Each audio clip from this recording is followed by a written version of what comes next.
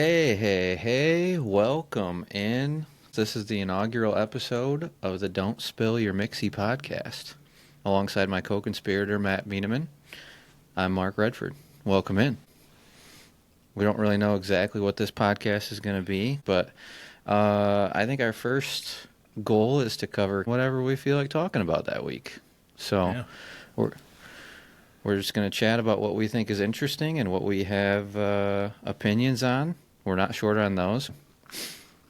And we always will have a little mixie cup with us. Don't spill it. Cheers. Cheers to episode number 1. So for this week's episode 1, baby. Our during segment, we just came up with kind of like a hot seat, cool throne, or a yay or a nay segment. We're calling it pump fakes or hot cakes. Take it or leave it type of thing. And we'll go back and forth here. We're gonna first go to the world of WWE. I'm kind of what you would call a casual. I would say Matt's more of a diehard than I am, longtime fan, but I dabble. Oh, yeah. I always watch sure. the pay-per-views. So first one here, I said Cody Rhodes is going to lose the title belt in WrestleMania. Pump fake or hot cakes? I'm going to go with pump fake on this one, Big Red. I don't think Cena is going to take the belt this way. I think he is too much of a babyface and not a heel like they're trying to make him out to be. I don't think he's a heel either. I don't think he is. I think something's going to happen where he's going to turn his back and The Rock's going to come out and he's going to do something to The Rock that ends up turning him back to be a fan favorite because he just went too far one way. I think he eventually is going to come back and win Money in the Bank and get the title by the end of the year. I just don't think it's going to be at WrestleMania. I think Cody holds on to this. I think he's the face of WWE until Roman Reigns or Triple H decides Roman Reigns is going to be the face at some point again, because that will happen. But I just don't think that Cena's going to take the belt. And if he does it this way and gets his 17th title and passes Flair that way, I just don't think it would be the right thing or the right storyline at this point. I think there's a chance that somebody else sneaks in somehow and gets in the mix. And maybe it's not Cena that grabs it. Is there anybody that's holding Money in the Bank currently? This is how much of a casual I am. Is there anybody that's holding who has Money in the Bank currently? Nobody. They already cashed it in. Oh, okay. Yeah, I think that'll be the next pay-per-view. So that was almost a year ago. So I think somebody, I guess maybe he wouldn't lose it then, but I think somebody sneaks in and does something on The Rock's behalf, or somebody does something stupid to get Roman Reigns in the mix or something like that. Like that, I think they've got to pivot off of Cena, like you said, and back to Reigns somehow. And I think whatever the ending of the fight is, it ends up pivoting back to Roman. Yeah, like standing somewhere. Even though he's got an earlier fight, I think they've somehow got to pivot that plot point back to him. Yeah, last night I watched it briefly, watched the end, and they're teeing something up with Heyman. Like Heyman is, he is the Reigns' right hand man. Used to be Lesnar's right hand man. I guess he's best friends now with CM Punk, or I guess that's what the storyline is. And then Rollins was going to give him a stomp last night, and then held off and didn't, and said, "Now you owe me a favor." So there's going to be something between those three where Heyman's going to have to decide who he's going to end up having his alliance with. And it's going to be interesting to see if that person ends up going on and challenging for the belt.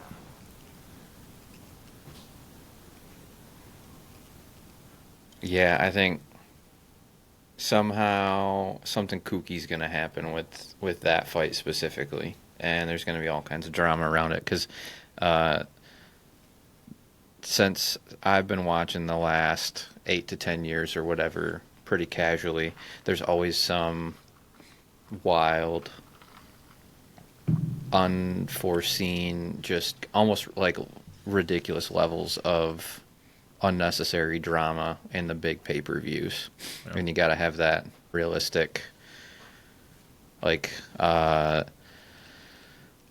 when Logan Paul grabs brass knuckles or something stupid like that. Like just completely unnecessary and just puts fans over the edge, and all of a sudden everybody starts rage commenting on whatever just to get the people going. And I think there's going to be something stupid like that again. Yeah. Yeah, it'll be interesting to see, too, when the triple threat match is. Is it Saturday? Is it the main event on Saturday, or is it the main event on Sunday?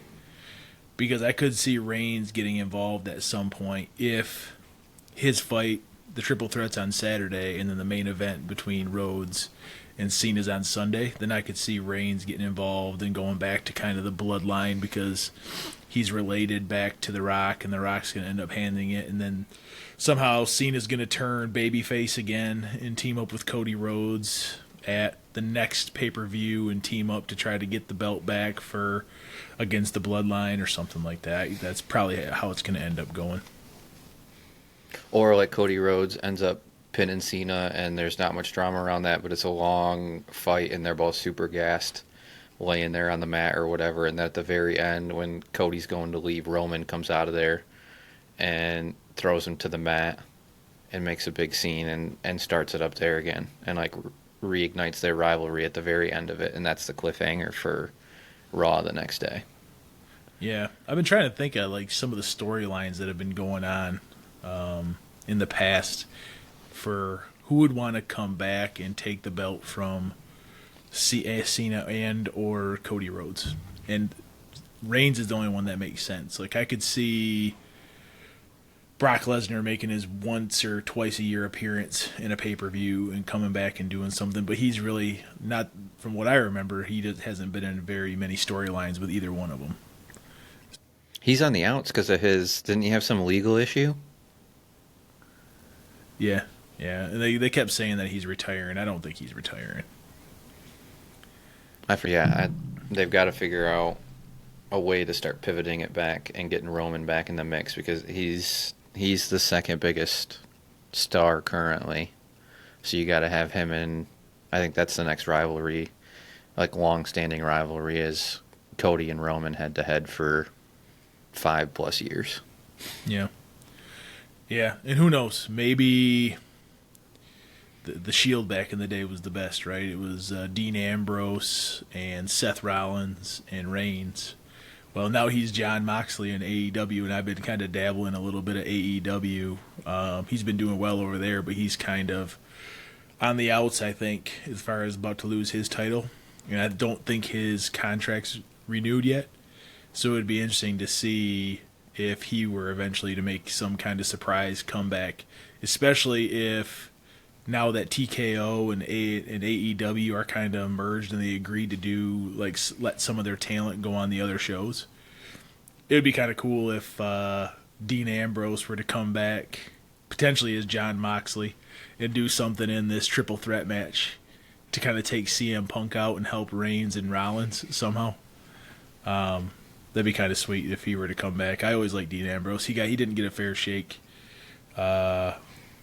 when it came to WWE. He was always the I can't remember what they called him, but he never got a fair shake as far as the quality that he brought. So I didn't blame him for leaving. But that'd be kind of cool now with their partnership if he were to come back and kind of do something in this match and bring the Shield back together. Yeah, see those three roll out in the SWAT vests or whatever again. Those were good times. Those three rolling out together. Yeah, and they keep showing clips of Rollins hitting Reigns in the back when all three were the Shield. So maybe that's just me trying to foreshadow this, because they keep showing clips like the last couple Raws of that happening. So I don't know. It'd be kind of interesting if he did come back, but I'm looking forward to this Mania. I think some of the storylines are going to be good. I like Gunther and the Ring General and Jey Uso. I think that one will be good. I think Jey Uso takes him in that one. But should be a really good Mania. It's not next weekend, but I think it's like the 19th and 20th, or 20th and the 21st. Yep, so. I think so. I don't think it's going to be long before Logan Paul gets way more in the mix too. I think that's only a matter of time. Like, he's absolutely everywhere, and they know they have an absolute golden goose with him. And I think it's only a matter of time before he holds a belt again and starts pushing for the Universal. Like, I think that's soon. Yeah, I don't Because disagree. they're paying with him you. too much money to not. Yeah, and every show they have his prime out there next to the stage. I can't remember who got in a fight yesterday, but they ended up knocking over the. Oh, I think it was Rollins and Reigns, or Rollins and Punk got into it and knocked over the whole prime cart, and it went flying all over the place. But yeah, he's in a match in Mania with AJ Styles. I'm a big AJ Styles fan. I think he's a lot like Dean Ambrose, where they have too much talent. They don't know how to use it sometimes. I think he got left to the wayside, but AJ Styles was great. But yeah, I agree. Paul's probably going to eventually hold a belt. I know he held the Intercontinental for a while. So it'll be interesting to see if he wins this with AJ Styles, where he ends up going. Maybe they try to get him in the mix a little more. The problem with him, though, is that his schedule is probably so busy that he's like another Brock Lesnar, where he shows up, and somewhat to how Roman Reigns was at the end of his title run, when he showed up for one Raw every once a month.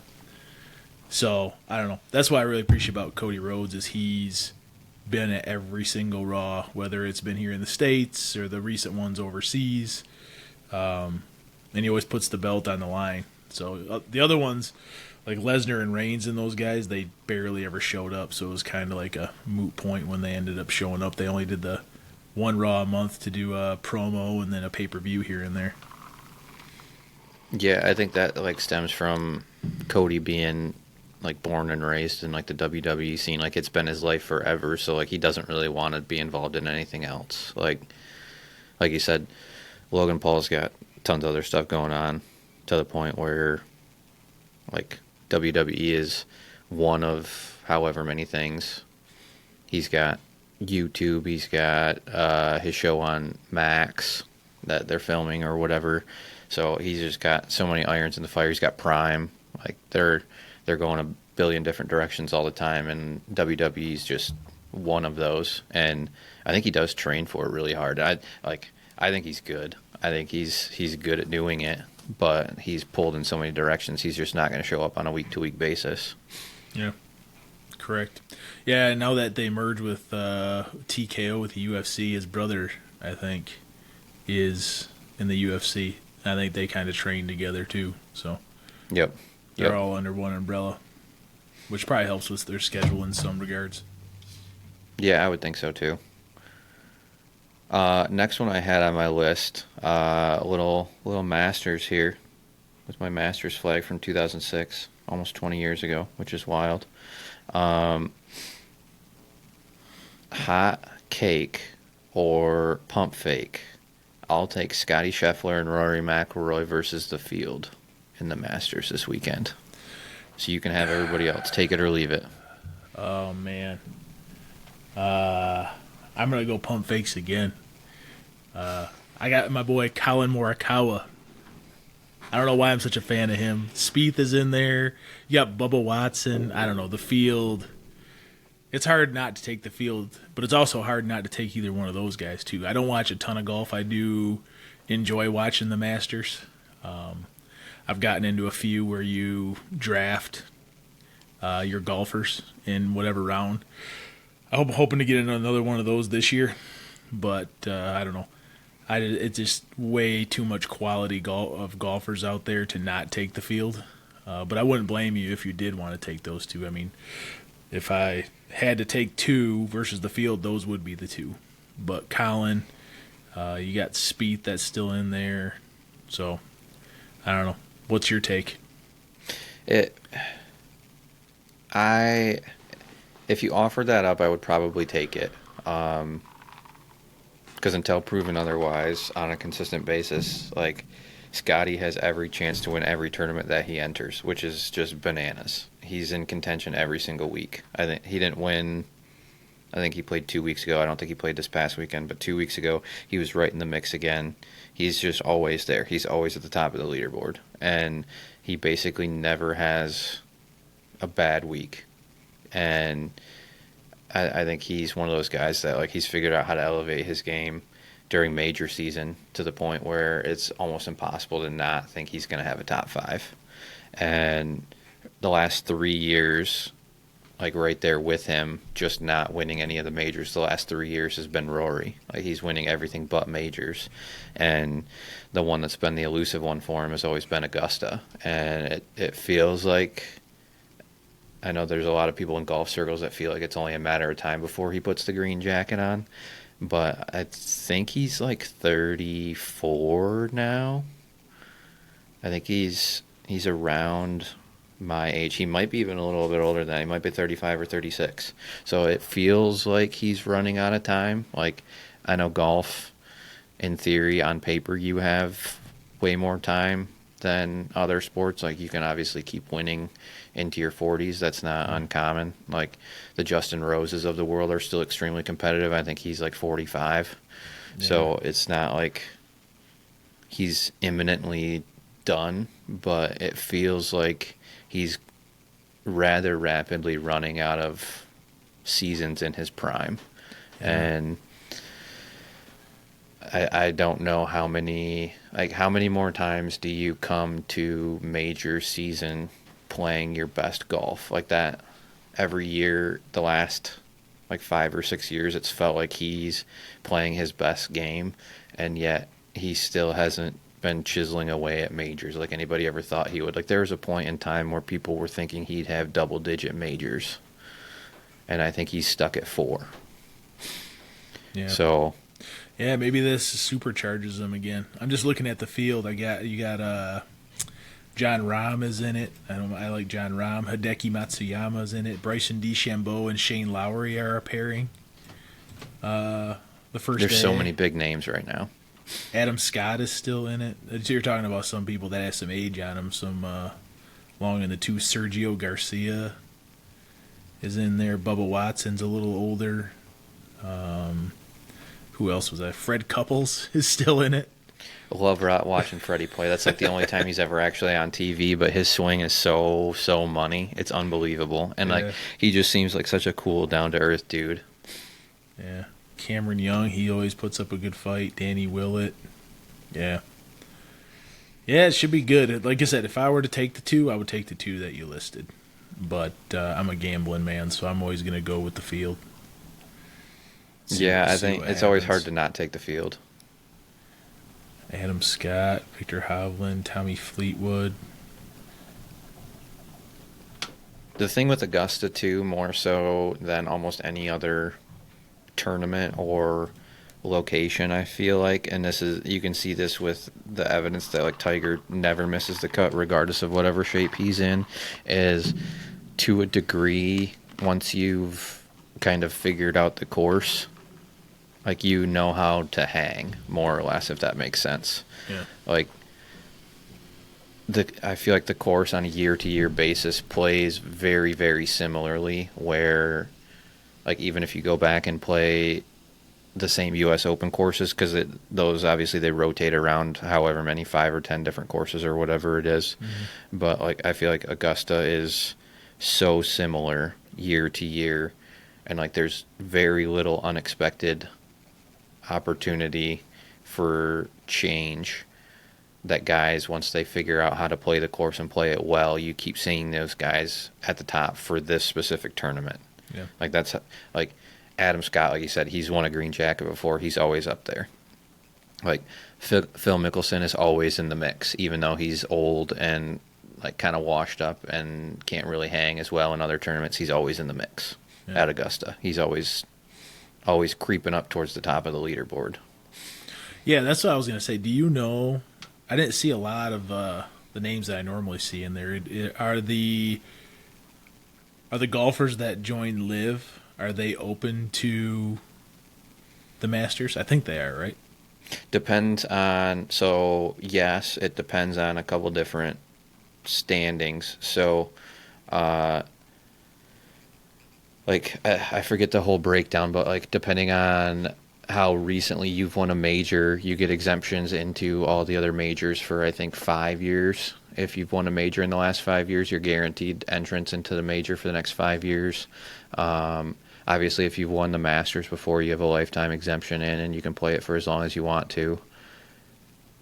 And then the Masters was the one that made the most waves in terms of invites for Live when the whole thing shook out, because they sent out more of them, and there's a decent number of guys that are on Live that are still playing. Like you got Bryson is on Live, Phil's on Live, Brooks is on Live. Trying to think, Joaquin Neiman is over on Live.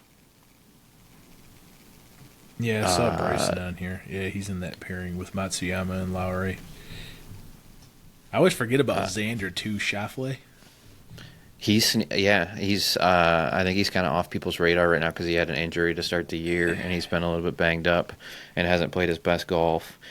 But he's got 2 majors now under his belt. He cracked the code last year. The last few times I did watch golf, he was always at the top. Last year he had a phenomenal year. Top 5, top 10. Lights out. And the other guy, he just won a couple weeks ago, but he's kind of been a sleeper this year because he hasn't been playing very good, but everybody pegs him to win a major super soon, is Victor Hovland. Everybody's got him way up there on their board as like just a matter of time. Yeah, he's with Adam Scott and Xander. And then Oberg is always way up on people's boards too. I think he's only like 21 or something like that, 21 or 22, so he's way up there on people's going to win a major soon. Yeah, at some point. Looks like he's paired with McIlroy and Akshay Bhatia. Mm-hmm. That'll be a fun one to watch on Thursday and Friday with those two. Yeah, it looks like at age 23. So Aberg's 21 and Akshay's 23. Akshay's got a sweet-looking lefty swing. He's fun to watch. He can spray it though too. He can get pretty wild. But I'm excited.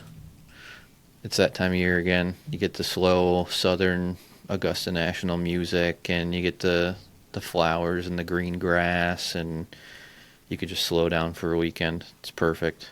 Yeah. So that one leads perfectly into our next one. We were having this debate in the office the other day. We were going back and forth pretty well.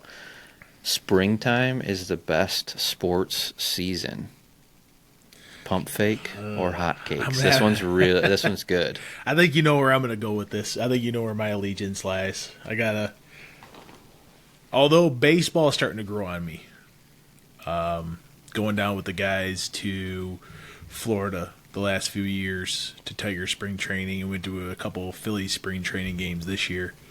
I actually just ordered the MLB extra innings package just to test it out. And working from home, I'm able just to have it on in the background because a lot of the games are 1 o'clock or during the day. But it's growing on me. I'm still going to have to go pump fakes here. Fall is always the best. Fall's the best season in general. Football, obviously, is always number one for me. Basketball, even though basketball, don't really watch pro very much. It wasn't the Hornets when I first moved out into Charlotte for a while, but they kept raising ticket prices and not putting quality product on the court. So I kind of still follow them, but not as much. But football, I love college football. Don't really have an allegiance to a certain team. Dad's a big Michigan fan. My sister's a big Michigan State. She went there for nursing. So whether it's Michigan or Michigan State, whatever happens there. As long as either one of them beats Ohio State, I'm good with it. Yeah, I would have to go fall for football. Big football fan, fantasy football fan. I was going to dip my toe into fantasy baseball this year, but the league didn't end up going through. So that would have made ordering the extra innings and getting into baseball a little bit easier by doing a little bit of fantasy. But, yeah, where do you stand, brother?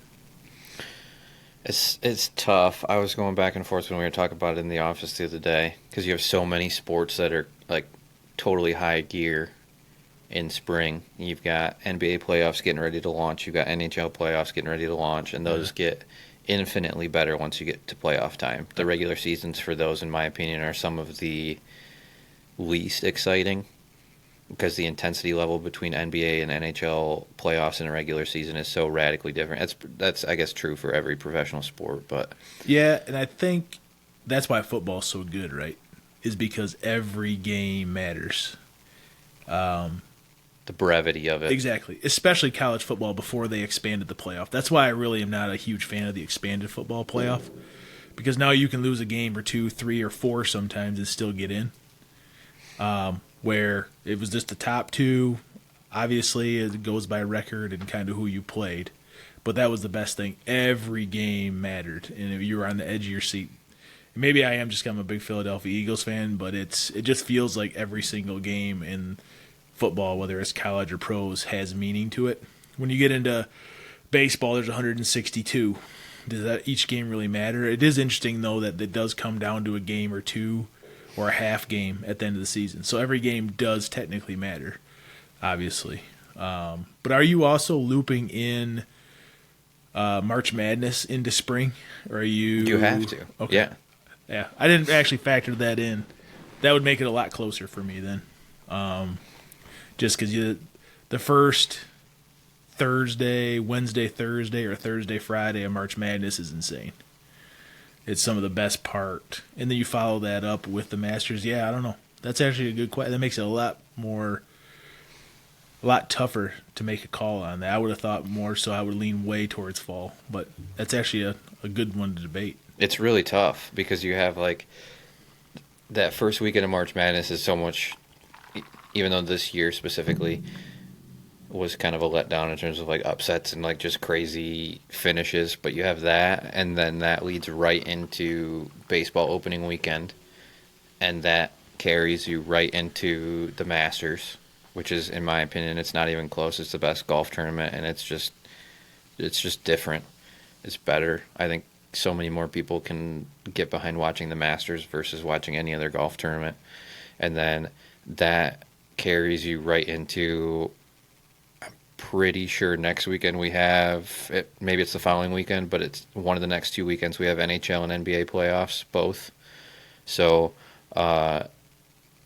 just this rapid fire of like 5 or 6 weeks right in a row of all these different sports to keep your attention. And then obviously NBA and NHL playoffs carry for the next almost 2 months. So I think that combination makes it really close.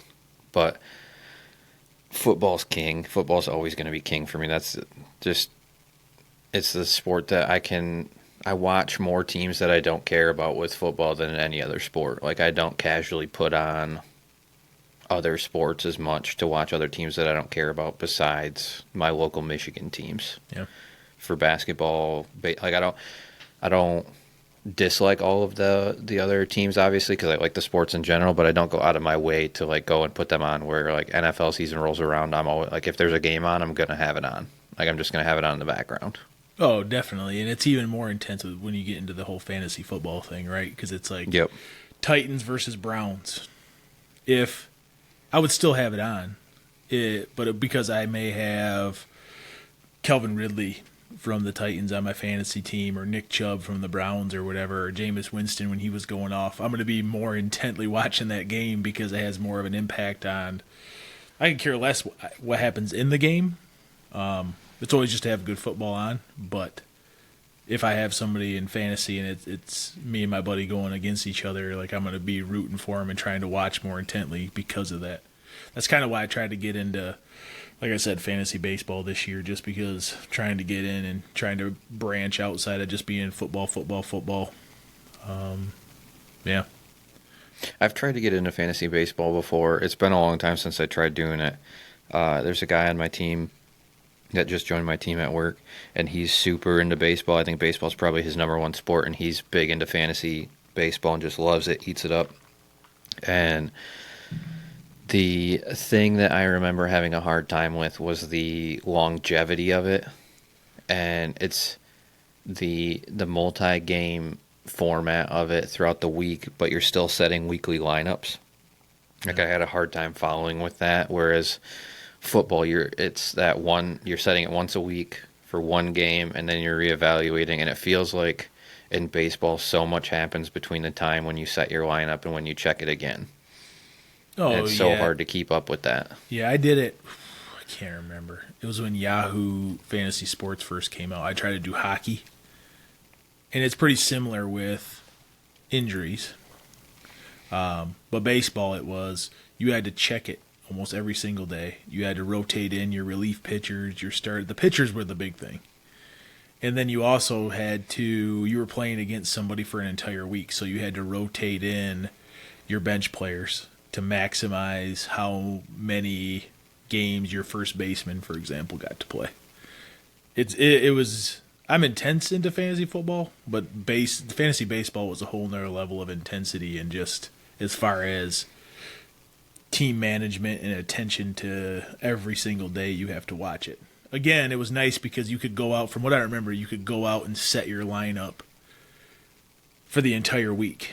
Like you could go Monday I'm going to do this, Tuesday I'm going to do this, Wednesday I'm going to do this, but still with the 10-day DL, 15-day DL, all the different injuries listings, you still had to check it on every single day to make sure you were going to be good. But And it's just different too because like you're setting your lineup for a week, but like you're also taking into consideration what percentage of games that player is going to play throughout the week versus like fantasy football. It's literally that same thing. Like, are they going to play in this individual game? Yes or no, and then you can reevaluate. Whereas baseball, it's like, are these guys going to play in 4 of these games? Are they going to play in 5? How many games does the team have this week in general versus the alternative option? Because like some weeks you'll have 6 games in a week for baseball. Other weeks you'll have 5 for a team. So it's just, there's all those different things that you got to pay attention to, and it's so time intensive. At least that's how I remember it being. yeah. Yeah, and the thing I can appreciate about baseball that I didn't before is thinking about it as, like I think you said it earlier, all the different mini series that they have. So if you can compartmentalize, okay, like this, like we were talking about today, Tigers Yankees. That's a 3-game series. Yankees, big name team, big market. Tigers are doing well.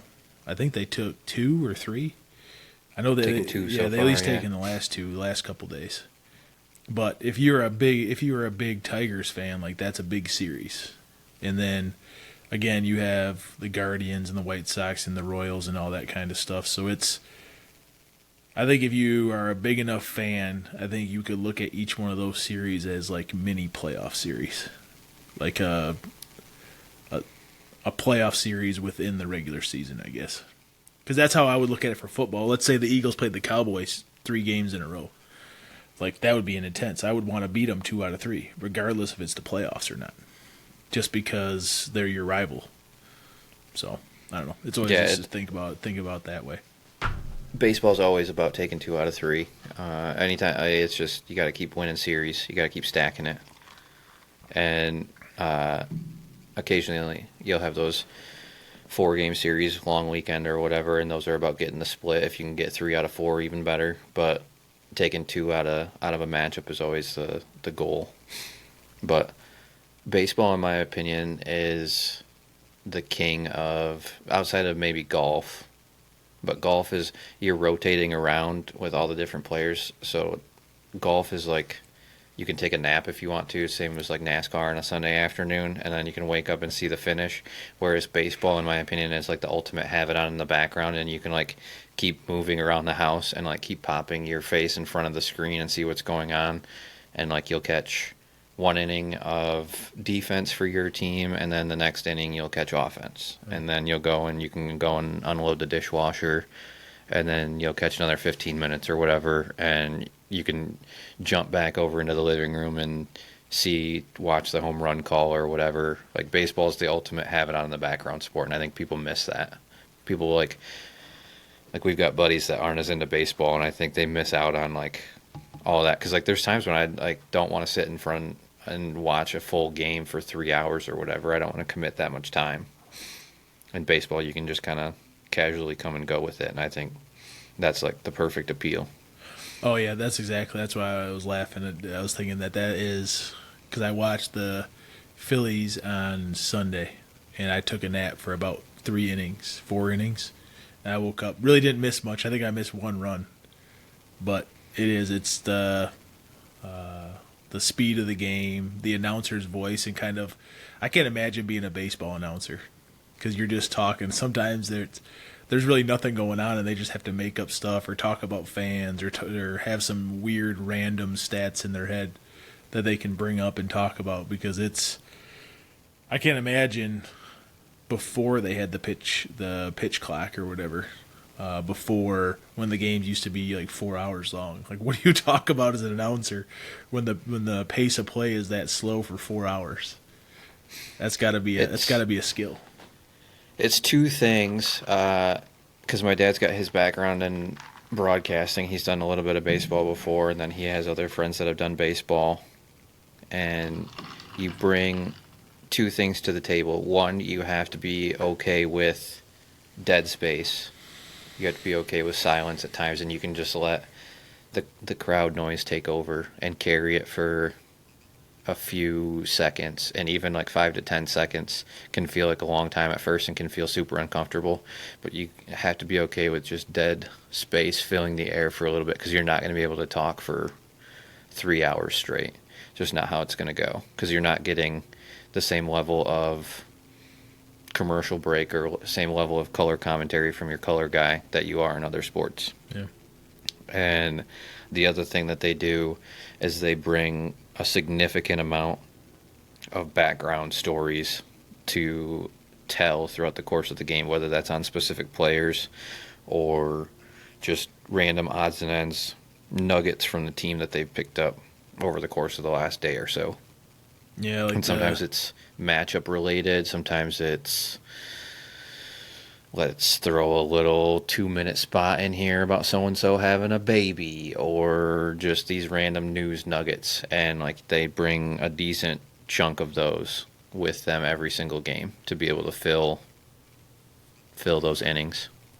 Yeah, today, watching that Tigers-Yankees game, they were talking about one of the relief pitchers for the Yankees. He does a breakfast burrito review from each stadium. He did a review, I guess, on a podcast or something today of the Tigers Stadium breakfast burrito.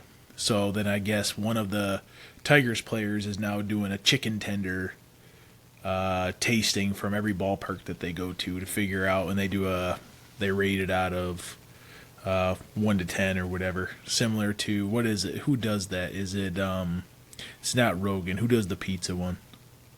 Portnoy? Yeah, Portnoy. Yeah. So it's similar to that, where he goes and rates the pizza and gives it a 1 through 10 or whatever.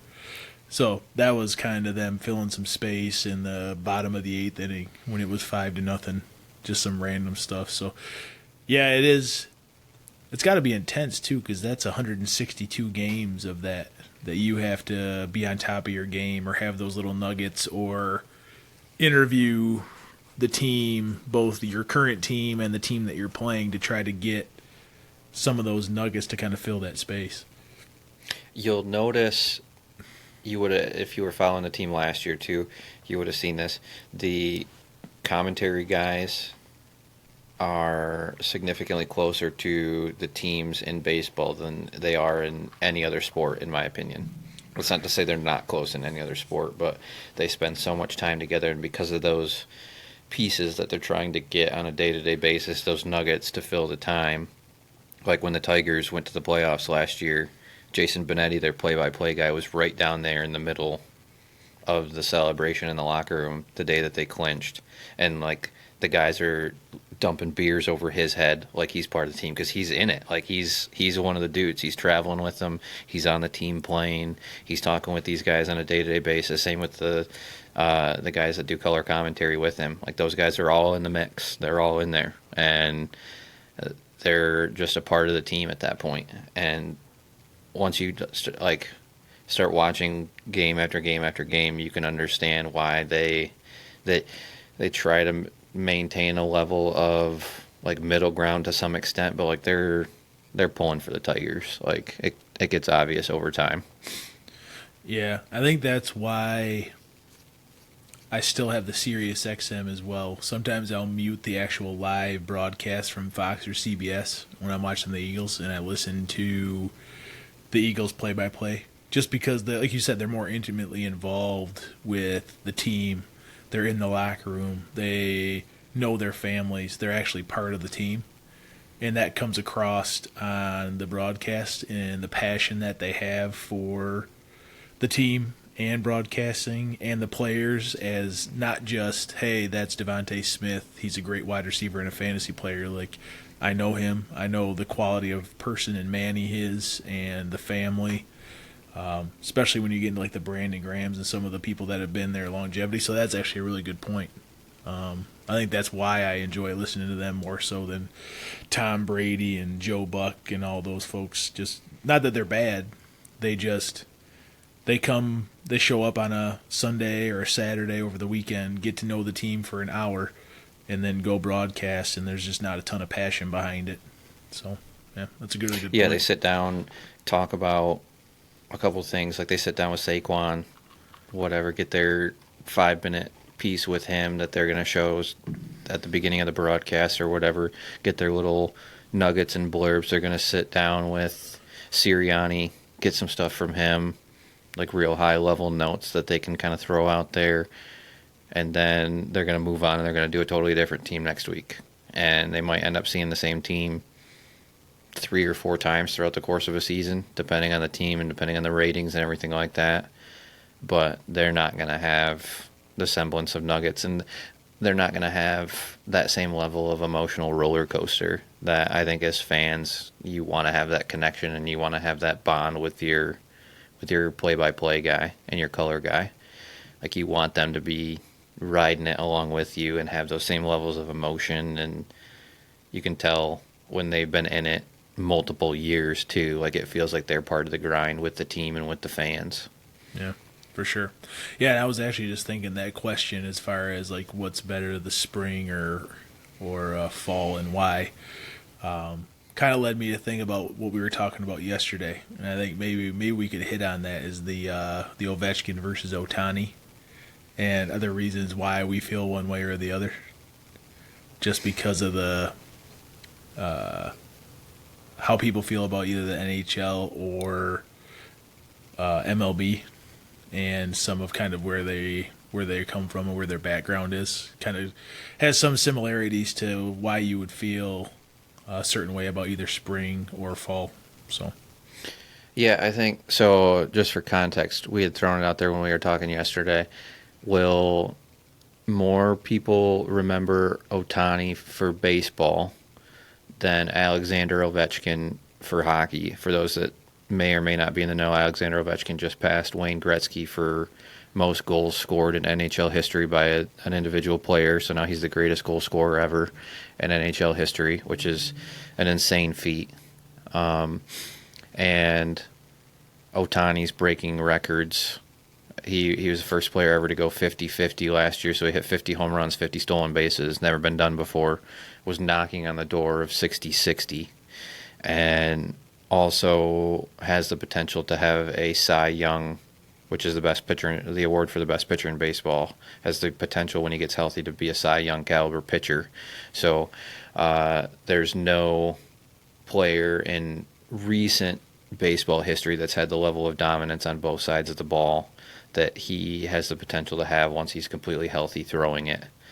So which one will people in their respective sports remember more? And it's insane to think, because Ohtani hasn't actually accomplished anything from like a career legacy standpoint like Ovechkin has. But I think more people still watch baseball and more people globally have interest in Ohtani than Ovechkin in hockey, which is crazy to think about, because I think would you say Gretzky's more more, if you said the name Gretzky, would more people recognize that versus either Ovechkin or Ohtani? I would say yes, probably. yeah, and it depends on what age group you're talking about too. I think Gretzky's up there with Jordan and all of the greats that when people think about hockey, the first thing they think about is Gretzky. Tim. Maybe if you're a little older, right, you think about Gordie Howe or some of those folks.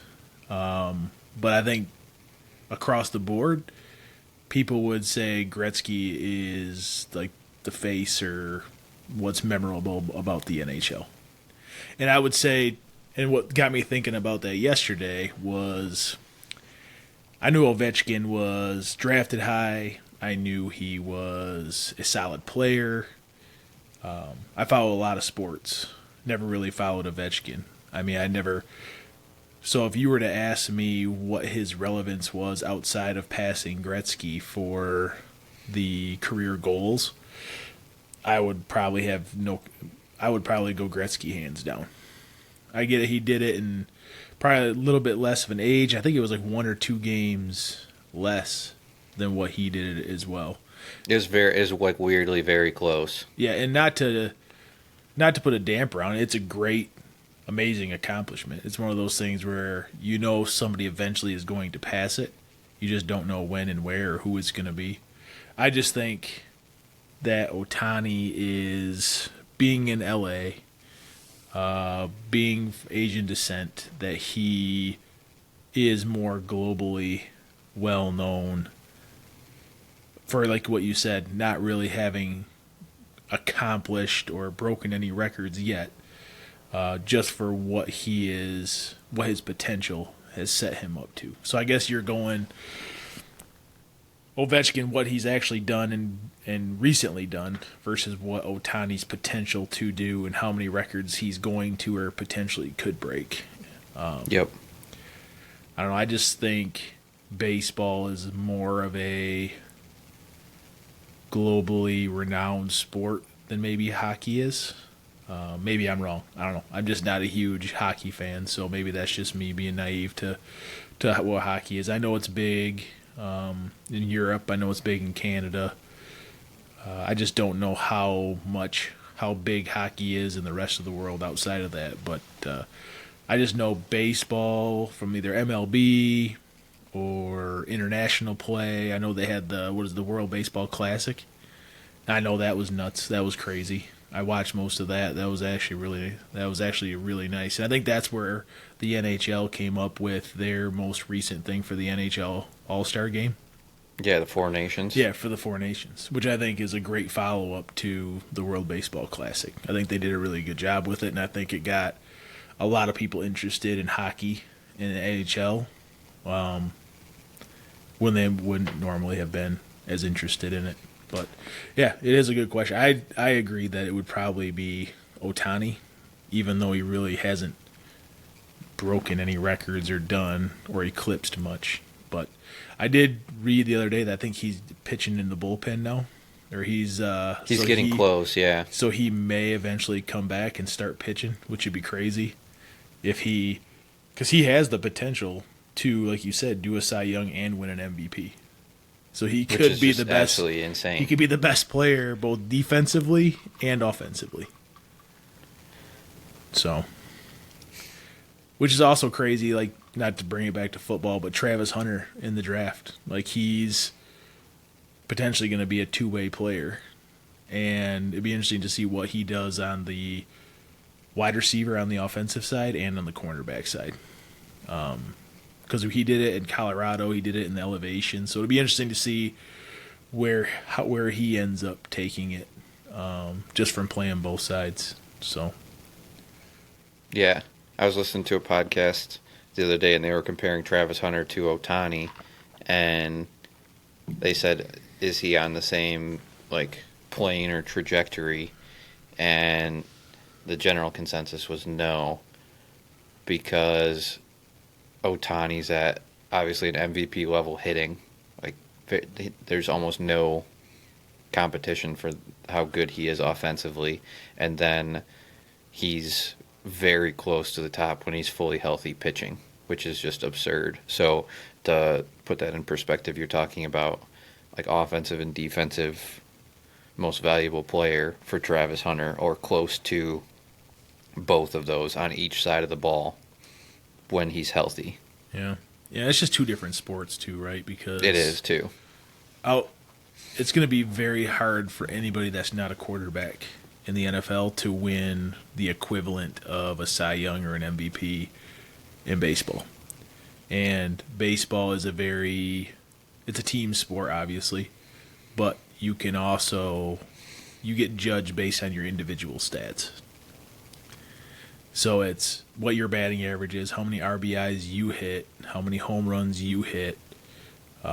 Same with the pitcher. How many strikeouts did you have? What was your ERA? They're both as much of a team sport as it is. All of your stats are individual stats. So. Yeah, and like you have that individual nature where you're individually up batting in baseball, where you don't really have anything like that in football. No, and where I was going with that is you can be a very solid player on a bad team and still win MVP, potentially, in baseball. Or Yep. you could be a very good pitcher and win a Cy Young, especially if you're on a team that has no offense and you still throw up numbers and you're still getting wins. That's not going to happen in the NFL.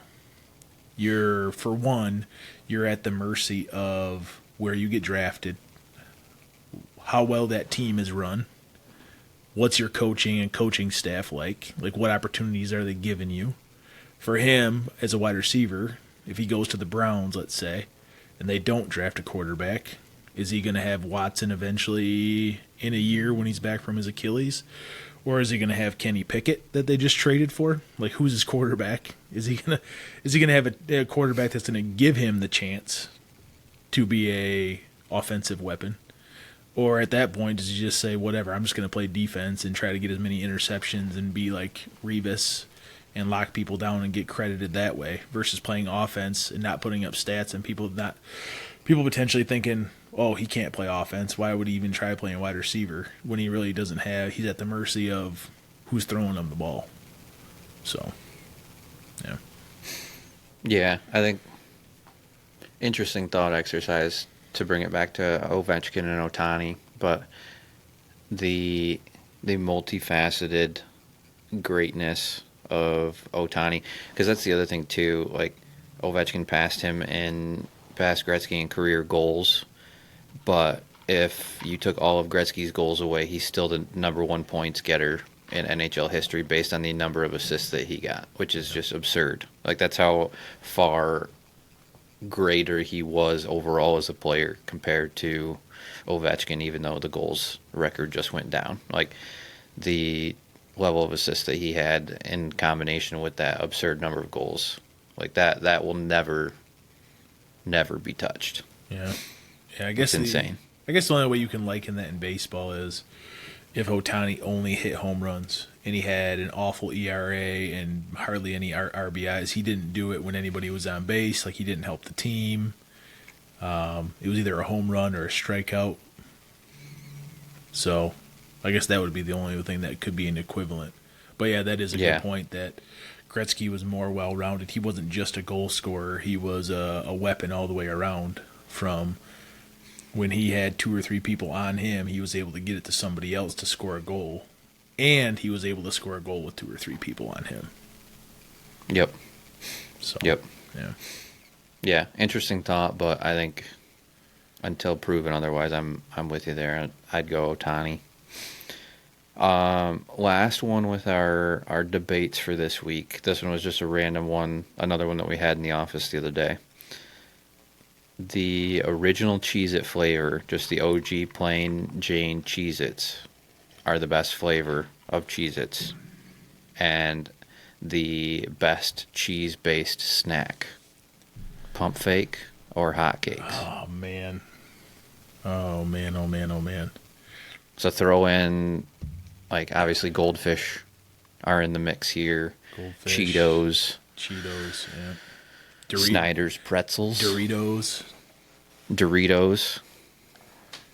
Yeah, man. On the original, I am a big original Cheez-It guy. I'm not one of the people that like them burnt. or the I hate whatever the extra burnt- toasty. Yeah, the extra toasty ones or whatever they are. Every once in a while, they're not bad. That's why I like the original, because every once in a while you get one, and you're like, oh, that's kind of a good change of pace, but not one. It's like eating a burnt marshmallow. Like every once in a while, it's not bad, especially if you're being lazy and you just need to get the marshmallow cooked. But Brittany likes the extra toasty, and I've long since said that the extra toasty ones are a way for them to sell the ones that got cooked too long that they otherwise would have oh, it's previously genius. thrown away. It's genius. Yeah. It's the same thing with Yeah. Fig Newtons. Like Fig Newtons are all of the ground up fruit and grapes and raisins that the rumor is that whatever's on the floor, they scrape it up, clean it up somehow, and then pack it into a Fig Newton. I don't know if you ever heard that. I don't know if it's true. No. I don't know if it's true or false. I don't like Fig Newtons, Yeah. so I don't have anything to worry about there. Man, I was but a big Fig Newton guy. But going back to Cheez-It, I'm a big fan of the Italian 3 cheese. I don't know if you ever I had don't know that I've one. ever had those. And I like the variety pack, like where you have the regulars and then they have like the jalapeno ones thrown in there. But I'm actually going to go hot cakes on this one. I'm going to go that the regular Cheez-It is the best Cheez-It. I'll agree with this one. Yeah, I think that's where I'm at too. If you put them all out, the only one that competes for me is Doritos in my mind. Regular nacho cheese Doritos. That's the only one. I'm such a chip loyalist. Like chips are my number one snack above all else, so I would probably reach for nacho cheese Doritos over Cheez-Its, but setting weirdly dictates what my choice is too. If I'm at home and those are all just sitting on the counter, I probably reach for Doritos without any question. Mm-hmm. If I'm anywhere in public though, I'm going to opt for Cheez-Its because you don't get the dust on your fingers from a social perspective, and I can't handle that. Yeah, you don't want to wipe it on your clothes. But I was just You thinking, can't do too, anything with it. when we go out for guys' weekend, it's weird too. Like when you're out fishing or you're out on the boat, like a nice Cheez-It just hits the spot. Like when you're out just having a cold beverage out in the lake or whatever, or you're sitting at the end of the dock fishing. I don't know. That's where my mind went. I thought that's where you were originally going.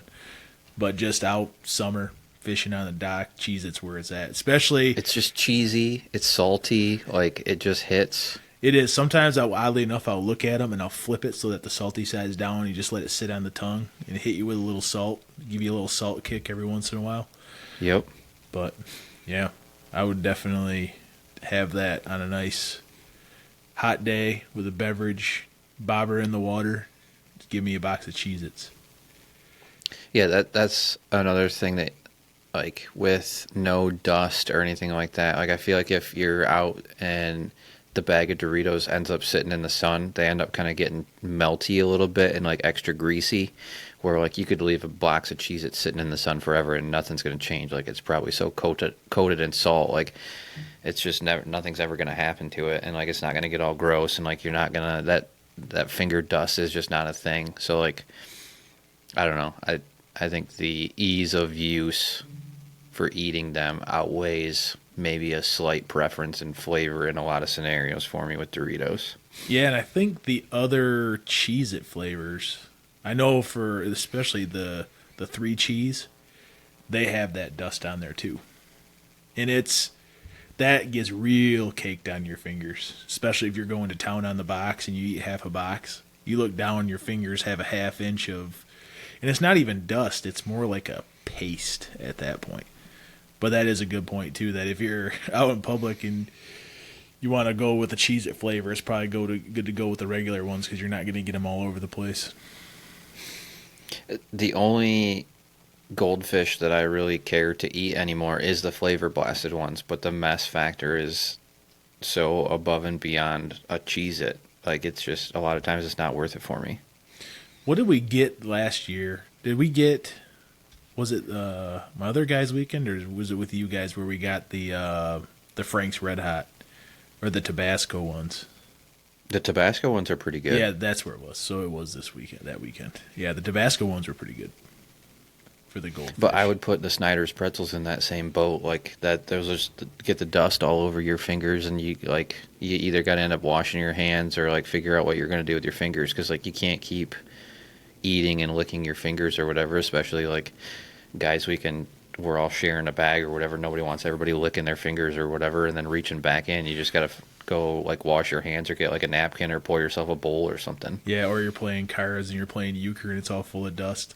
Or Yep. if you have what are they? The honey mustard and onion ones, you got to figure out if you need to brush your teeth. Then they're green. Your fingers are like greenish yellow. Yeah, and then if you wipe it on yourself or whatever, you smell like an onion for the rest of the day. Yeah. Like that's the other thing with Cheez-Its too. I feel like they don't do anything for your breath either. Like they don't give you the worst possible breath where like Doritos you're going to get some breath. The Snyder's pretzels you're going to get some breath. Like a lot of other ones I feel like they're going to just make your mouth feel super stale once you're done eating them. Where Cheez-Its I feel like it's just done. Yeah. So quick question. If you go Doritos, do you go regular or do you go one of the other flavored Doritos to wrap this thing up? I go back and forth. I used to be more diversified in my Dorito portfolio.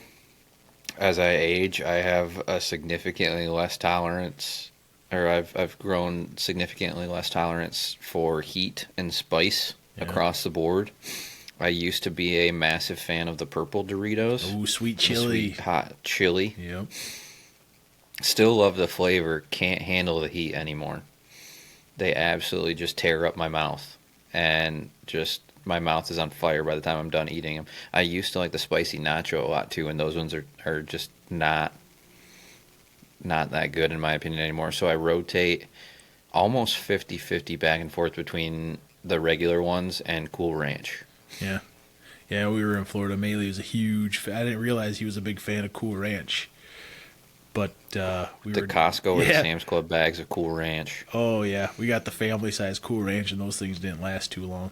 I would always go back to the sweet chili, but again, you can't go wrong with a regular Dorito, especially with a nice Coors Light or whatever you're having. It just hits a little bit different. If you mix those with, if you make some homemade B-Dubs chili con queso, take a can of Hormel chili with a can of the Tostitos like yellow queso and just mix those in a bowl together and put them in the microwave, stir it all up, and then you use Doritos as your dipping chip instead of a regular tortilla chip. Next level snacking. Yeah. Yeah. The only one I would do different with that is the Dorito is definitely number one, but I'm a big fan of the chili lime, or not the hint of lime. Ooh, those are really chips. good too. Especially the Tostitos ones, because you do get the dust, but you get that like sour lime dust when they're coated. Those are really good. I actually might go with those over a Dorito, actually. I'm a big fan of the hint of lime. The, what's the other one? Hippie chips. Have you had hippie chips? Mm-mm. Ooh, those are really good too. They're never on sale because I think it's a small company that makes them. But they come in a blue and pink bag, and I don't know what they flavor them with, but those are really good tortilla chips too. And like it's closer to a Dorito than it is like a hint of lime type of scenario. Like there's more flavoring on it, but it's not as flavorful and as potent as a Dorito. It's closer to a regular tortilla chip than it actually is a Dorito, if that makes sense. I know I just contradicted myself there, but yeah. I'll have to check it out. I'm not sure. I don't think I've ever seen them down here, but I'll be back in a couple weeks for the NFL draft at the end of the month. So the blue and pink bag. Yep. And they're always like minimum $4 a bag, which is obscene for chips. Yep. And they're only like half full too. Yeah. Well, maybe at some point too, maybe we dovetail some of this into every once in a while if we have a debate about something like this, that we break out a couple bags and do a rating or have to do a taste test. Yeah, for sure. Especially with Easter coming up, Easter candy. That's not even worth doing because there's only one Easter candy that's really worth eating, and it's Easter Reese's eggs. I was going to say Easter Reese's eggs. There's just not. Robin's eggs are pretty good, but like you're never going to convince me anything with candy that's not Reese's. Like Reese's is just the king. It is. I'm a big Cadbury cream egg guy though. Those are good. Like I'm not saying that that other candy is bad, but like Reese's is it's the king. Yeah. Maybe we're gonna have. Chocolate and peanut butter. Yeah, maybe we'll have to have an episode where we do some taste testing. I have a rankings of Reese's shapes. Brittany and I have gone through this kind of religiously to rank the Reese's shapes based on the ratio of chocolate to peanut butter. Yeah, the egg is the perfect shape because you don't. Yes. It has the right amount of chocolate from one end to the other. There's not one end that's thicker. The Christmas trees are okay, but the Reese's egg, hands down, it's got to be the perfect shape for the right amount of peanut butter and the right amount of chocolate. The egg is the numero uno. And quite honestly, the cups are one of the worst shapes. Oh, Not yeah. that it's bad, again. Well, you get a lot of chocolate on the outside, and then too you get much. all peanut butter in the middle. Yeah, you get too much. Like your first bite is always too much chocolate. Yeah. Yep, I would agree with that for sure. The egg is number one. I think pumpkins are number two. Hearts are number three. Trees are number four. Yeah.